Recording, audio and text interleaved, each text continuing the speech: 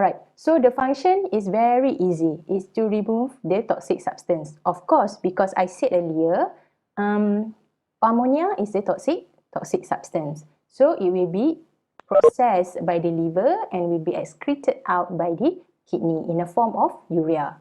Okay, so our body osmolarity is actually not 300 lah, but we round off to 300. It's actually 290 milliosmoles. And one more thing I mentioned earlier is to regulate the blood volume and also blood compositions. Not only blood volume, but these two are really dependent to each other. If let's say you have 5 liters of blood and you have so many compositions like iron, anion in your blood, what else? The nutrients, potassium, sodium, chloride in your blood. So all of it will make 5 liters of blood. If let's say your blood volume is increased, so the osmolarity will be reduced. So kidney needs to do the works to maintain the osmolarity and the blood volumes of the our circulatory systems. So I don't want to go through to this because, alright. So before we proceed, I want you to go to this link. Okay. Before you proceed, you can go to my Google Classroom right now.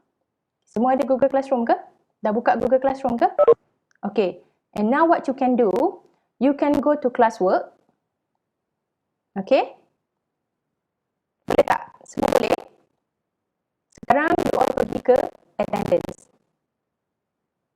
Alright. For the attendance part 1, tekan dekat sini. Okay, click on the attendance part 1. Siapa yang tak boleh masuk, bagi tahu saya Alright.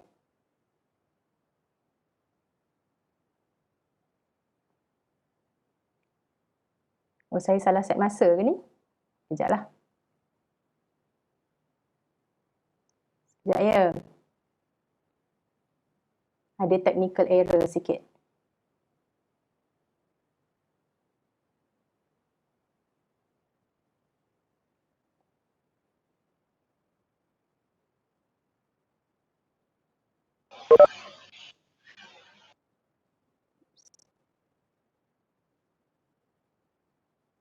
Kod kelas kejap ya. Oh, tadi yang saya show dekat awak tadi dekat depan. Sekejap ya. Sekejap, saya set saya punya attendance ni.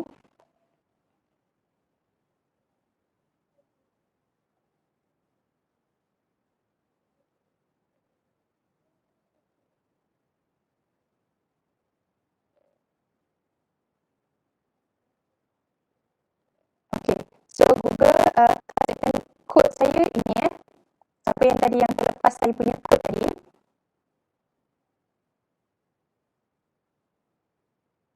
Saya rasa saya dah share kat atas. Tak ada Okay, sekejap.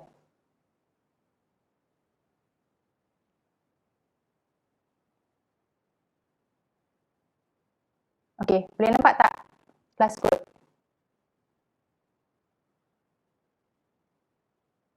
Boleh Okay, so boleh copy daripada Ashraf. Okay, once you dah dapat Google password ni, classroom password ni, pergi masuk dekat attendance ni and then fill in your attendance please. Okay, so dekat attendance tu you akan perasan akan ada unique ID. Am I right?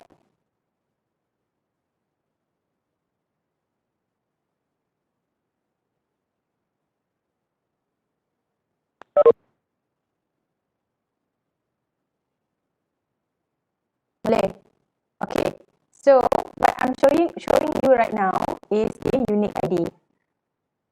Boleh nampak tak?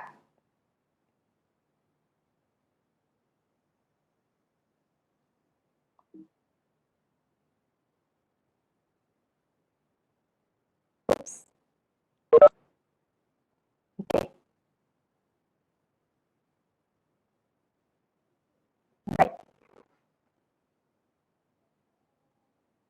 Boleh?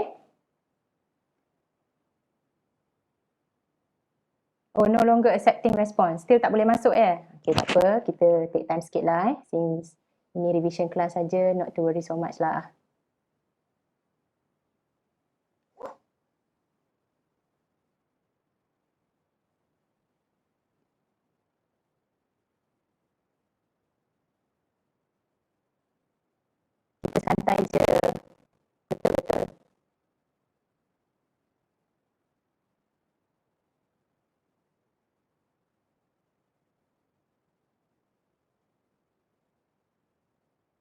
Okey. Boleh? Boleh masuk tak?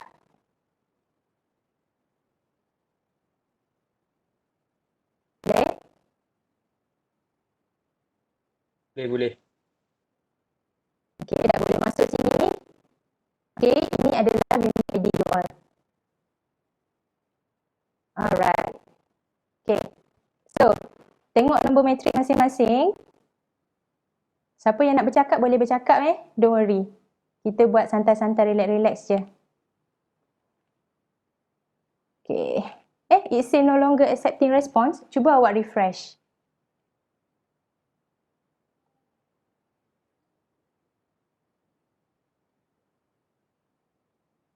Boleh tak?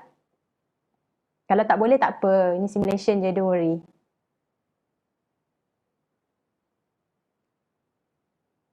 Dah. Okay. Syadik cakap okay. So meaning that the form is working. Maybe you need to, you need to refresh a bit lah.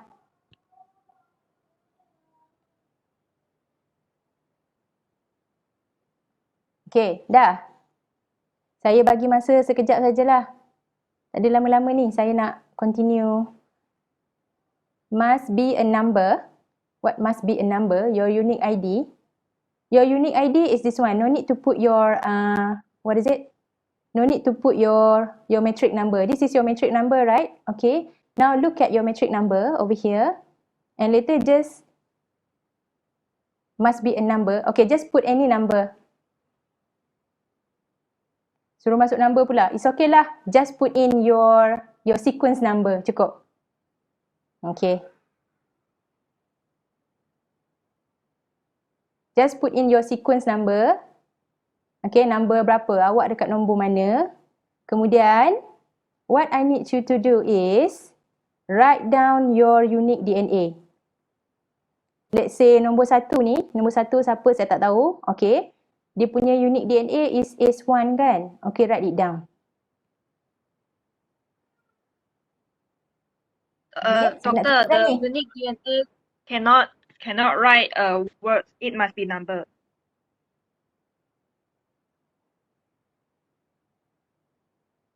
Boleh Okay. So saya tutup Okay. So this one tak perlu. Yang tadi saja yang hitam tadi je.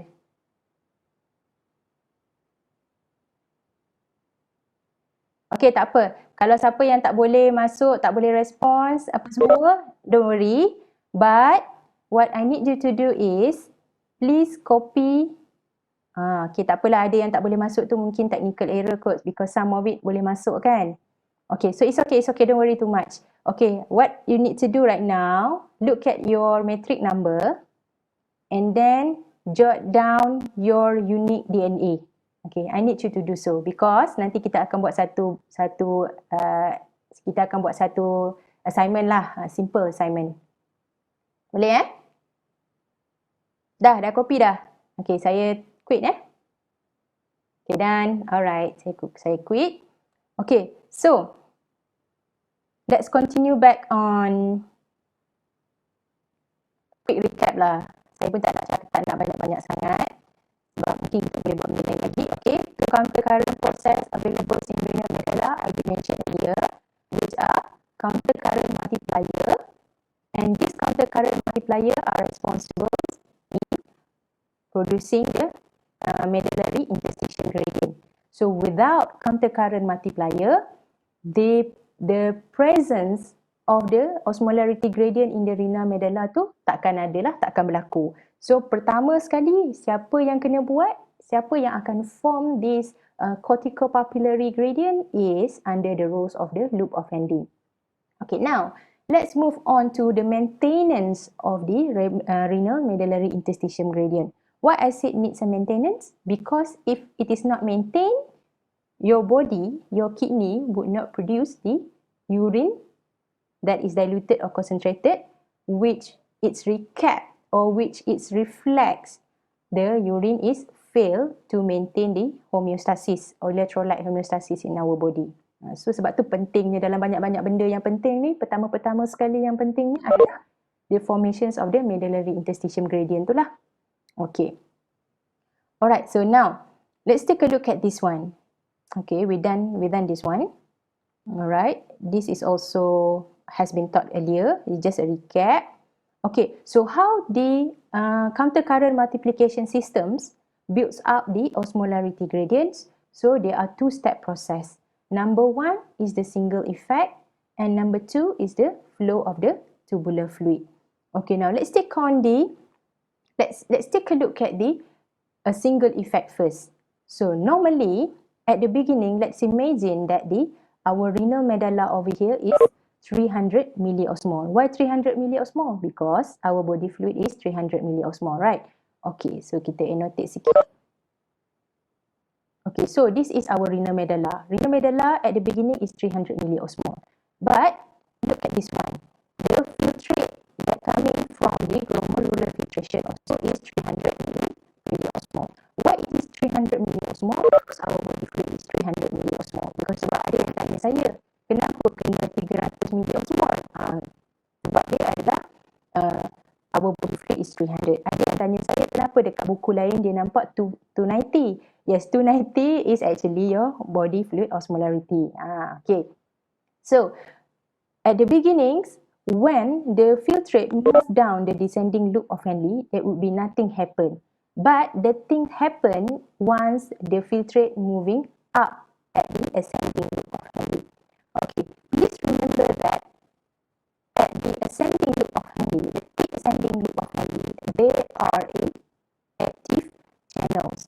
And these active channels are actually only permeable to sodium and chloride. Whatever it is, either we have a similar osmolarity or not at the beginning, this active channel will try to actively transport the solute, which is specific to it. Right now we are talking about the sodium channels. It will try to transport the sodiums back into the renal medulla. So once it transport the sodium out via the active transport, what happens is that the osmolarity of the fluid that coming up in the ascending loop of Henle will be reduced. So right now, the changes is that the medullary interstitial gradient increase in the osmolarity due to the active transport of the electrolyte, which is the sodium chloride in this ascending loop of Henle. And what happened once the second filtrate coming in, so now this second filtrate realized that the renal medulla right now is already 400. So whatever it is, right now it is 300. So the water will be moving up into the higher osmolarity gradient. So water, kat mana aja ada banyak garam, kat situ water will follow. Dekat mana portion yang ada banyak solute, the water will follow. Okay, so sekarang water will follow into the interstitial gradient. So that's why if you look at this one, the osmolarity of the filtrate will also increase. And this process keep going on and on and on until the osmolarity gradient in the renal medulla will become 1400. From here it is 1200. It can be as high as 1400 milliosmol. Okay. Alright. So the single effect and the flow of the tubular fluid will cause the formations of the medullary interstitial gradient concentrations. Okay, ni you boleh baca lah. Okay. So let's now talk about the urea. So I did mention that urea will be 100% excreted out in the renal medulla, in the glomerulus, but somehow 40 to 50% of the urea will be coming back to produce the osmolarity gradient in the renal medulla. So kenapa dekat dalam renal medulla je? Okay. Kenapa urea ni dia tak duduk dekat tempat distal convoluted tubule ke, proximal convoluted tubule ke? Kenapa dia mesti duduk dekat dalam renal medulla? Okay, so nanti kita tengok. However it is, the permeability of the tubules to the water or to the urea is highly dependent on the presence of the ADH, because this ADH, kalau kita tak ada pun ADH ni, maksudnya our body still can our kidney is still permeable to urea and water, but somehow with the presence of ADH dia akan enhance lagi proses tu. Okay, so In the urea handling, the process is passive diffusion. Okay, remember kalau macam sodium tadi yang dekat thick ascending loop of handling, it is active transport. Okay, look at this one. How urea handle the how urea contributes to the high concentration gradient in the renal medulla. Okay, number one, urea will 100% filtered out. As it goes down in here, what happened to the urea is that it will be highly concentrated because water will be excreted out from the renal tubules, okay, in the descending loop of handling. And then urea will go along the ascending loop of handling, and at these regions where the sodium is actively transported, it is not permeable to urea. But the regions that permeable to urea is only in the inner medulla. That's why urea only contribute to high osmolarity in the renal medulla. Nanti dah tanya saya, kenapa tak boleh dekat tempat lain? Kenapa urea tak pergi excrete kat sini? Kenapa? It going to serve its purpose. Dia pun nak mainkan peranan yang mana dia akan increasekan osmolarity dekat dalam medulla. Okay. Kalau kita nak harapkan dekat proses apa, single effect, rules of the tubular filtration atau tubular flow, semua tu tak boleh nak membantu sangat to maintain the high osmolarity in the renal medulla. So, kena ada helping system. So, this helping system is the urea recycling mechanisms. Okay. Alright, so the maintenance being carried out by the vasa recta lah. But whatever it is, vasa recta punya rules tak sama dengan loop of Henle. Loop of Henle, the descending one and the ascending one is selectively permeable. Maksudnya the descending is selectively permeable to water and the ascending one is selectively permeable to apa ya tadi? So, sodium. Okay. So, for the vasa recta, it is not selectively permeable. Okay.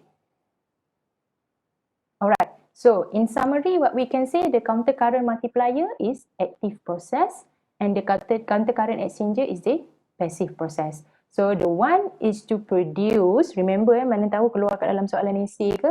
So, counter current multiplier is to produce, but the counter current exchanger is to maintain. Kita samalah, macam awak nak sihat. Awak nak sihat, awak makan sihat. Makan sihat, bulan depan makan tak sihat. Awak tak maintain. So, awak takkan berada dalam keadaan yang sihat. Basic konsep saja.